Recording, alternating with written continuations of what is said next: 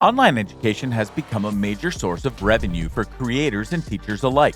There are a bunch of platforms out there that can help you create learning courses for your audience.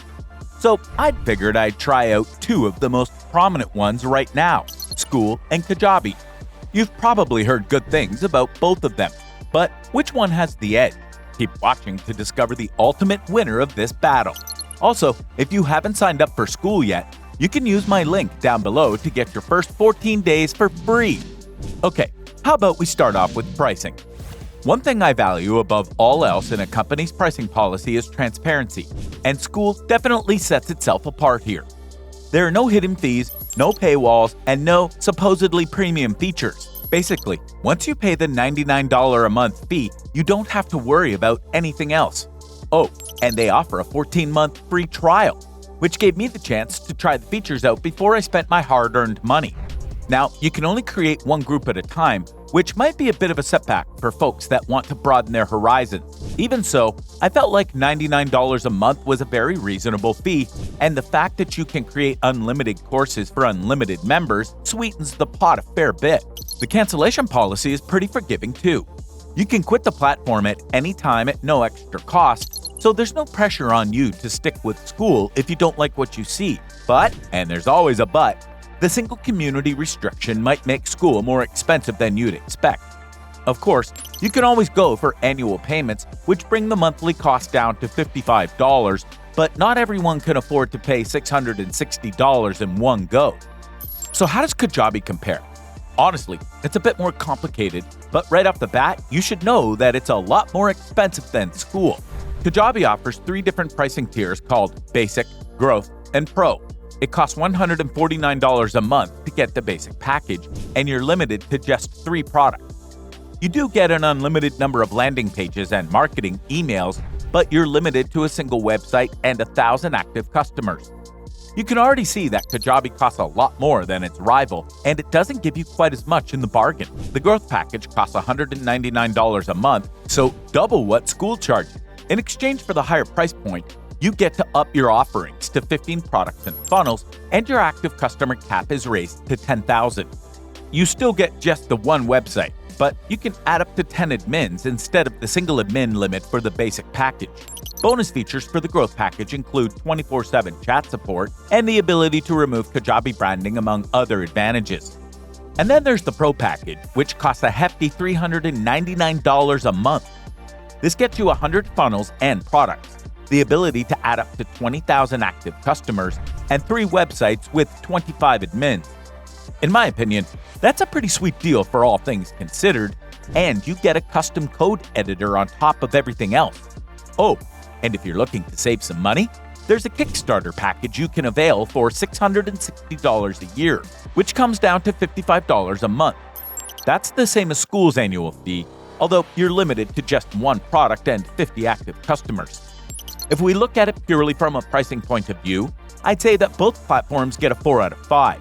Skool's cheaper but more limited, Kajabi's pricey but gives you value for money and lets you save a lot with its Kickstarter package. Next up, let's talk about the user interface. Skool does a great job at catering to the less savvy crowd here. That's not to say that it's a super basic platform or anything. I just mean that it's so easy to learn that anyone can do it. The way the site is divided into sections makes it a breeze to navigate, and they seem to have taken a leaf out of LinkedIn and Facebook during the design process. You have a few different areas you can explore on the home page, including Community, Classroom, Calendar, Members, Leaderboards, and About. The result is a smooth, consistent, and extremely intuitive user experience that I personally love. On the other hand, Kajabi decided to go for a more of a sleek, modern look. It looks less like a social media platform and more like a business-oriented website, which might work better for people that want a more serious vibe rather than the gamified look of Skool. The categories are organized on the left sidebar rather than a nav bar above the feed, with a search bar taking its place at the top of the page.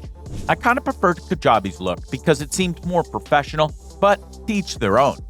From where I'm sitting, Skool gets another 4 out of 5 for the user interface, for a total of 8 out of 10 so far, and I'm giving Kajabi a full 5 out of 5 for its stylish design, for a total of 9. With that said, I started to notice a big difference when I checked out the features of each platform. I get that Skool wanted to provide a bare-bones platform for folks that just want to get their courses out there. A no-muss, no-fuss experience, if you will, but the lack of video hosting capabilities is a serious drawback. You can technically get video hosting done through Vimeo, but you have to pay extra for that. I know that I said there were no hidden fees, but Skool is pretty upfront about what it offers for $99 a month, so I don't think they're being underhanded here.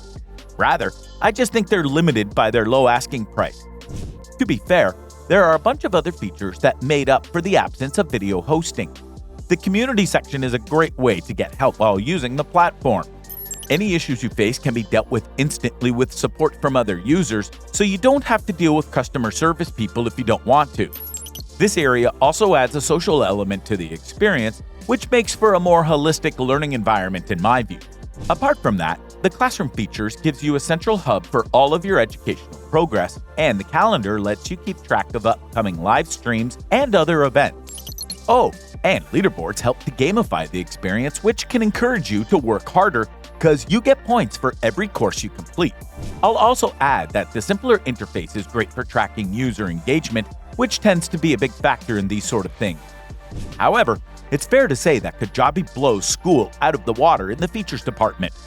This platform has everything that Skool offers, like its own community section, plus a whole lot more. The capacity for unlimited video hosting alone is a wonderful feature that can give you some more creative control over your educational product. Factor in all the quizzes and assessments you can create, and you'll see just how much hard work Kajabi has put into their platform. I'm not saying Skool misses the mark completely. It's easier to build courses on this platform, probably because Kajabi offers so many customization options.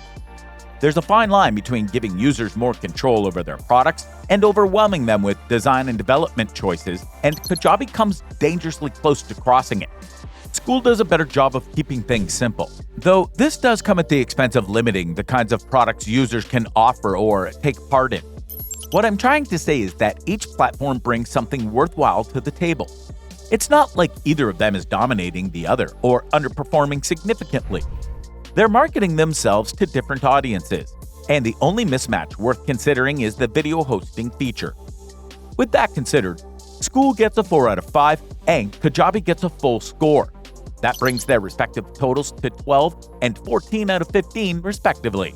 So there you have it. Kajabi ended up being my preferred platform out of these two. I'll give it an A+.